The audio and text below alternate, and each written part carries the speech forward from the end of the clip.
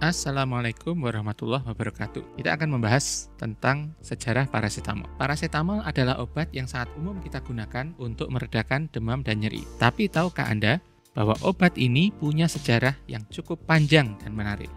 Parasetamol pertama kali dibuat di tahun 1877 oleh seorang ahli kimia bernama Herman Northrop Morse. Awalnya, parasetamol ini tidak digunakan sebagai obat, tetapi digunakan sebagai zat pewarna untuk cat rambut dan produk-produk pakaian. Nah, baru pada tahun 1893, seorang peneliti Jerman yang bernama Felix Hoffmann menemukan potensi parasetamol sebagai obat penghilang rasa sakit. Namun, pada saat itu, parasetamol belum diproduksi secara komersial. Selama beberapa dekade, parasetamol terus diteliti dan dikembangkan. Di tahun 1948, dua orang peneliti bernama Bernard Brodie dan Julius Axelrod mempublikasikan hasil penelitian mereka, hasil kajian mereka tentang efek analgesik atau anti nyeri dari parasetamol. Hingga akhirnya pada tahun 1950-an, parasetamol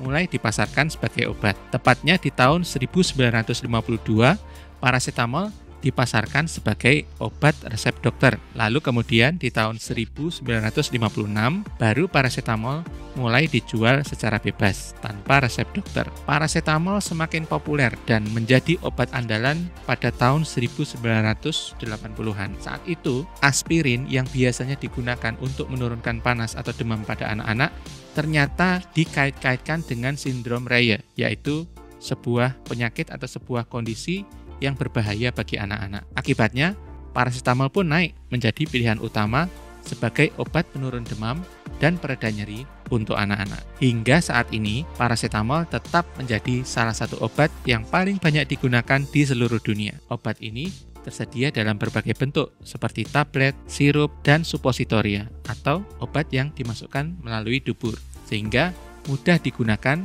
oleh berbagai kalangan masyarakat. Meskipun sudah berusia lebih dari 1 abad, parasetamol masih menjadi pilihan utama untuk mengatasi demam dan nyeri ringan hingga sedang. Tentu saja, seperti obat lainnya, parasetamol harus digunakan sesuai aturan pakai untuk menghindari efek samping yang tidak diinginkan. Demikianlah sejarah singkat tentang parasetamol. Dari awalnya sebagai pewarna pakaian, pewarna rambut, pewarna pakaian, hingga menjadi obat andalan yang kita kenal saat ini. Menarik bukan? Simak selanjutnya.